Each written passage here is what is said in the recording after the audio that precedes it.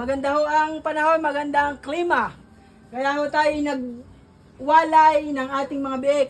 Meron na rin ho tayo nakawalay doon sa baba. Itong nandito sa taas na ito ay anak ng dalawa nating inahin. Tayo ho ay walang tulak at kabigin dito. Pari-pariho ang laki.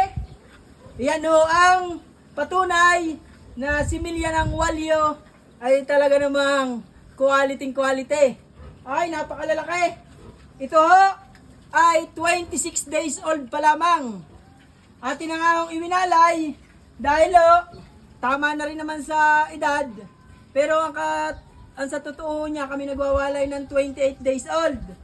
Kaso nga ho, iwinalay ko na at sobrang sikip na sa Bartolina.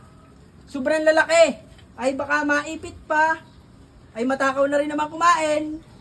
Ay di iwinalay na natin niya. Kita nyo.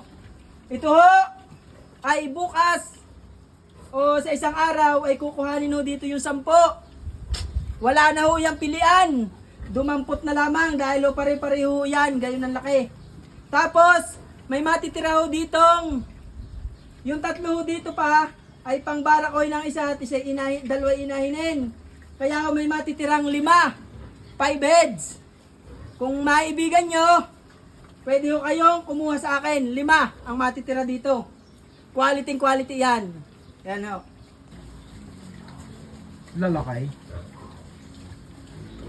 Ayan na, kung makikita nyo, yung iba ho ay may guhit na kulay asol.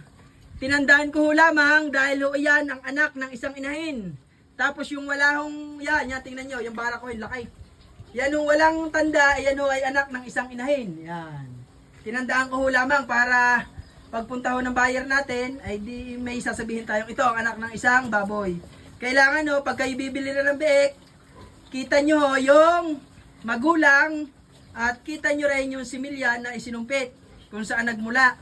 Para ho yung inyong perang ibibili ay hindi ho mapapawalang bisa. Yan ho. Baka ho kayo nakabili, napakarami nga, yung pala naman ho, hindi magkakapatid. Pagdating sa inyo, ay kayo ho ang mamumroblema. Kaya ho, mas okay na bumayad kayo ng medyo mahal-mahal. Doon naman ho, sakita nyo na quality. At kita nyo ang pinagmulan. Yan ho. Yan. Naroon pa sa baba ang ating pakainan eh.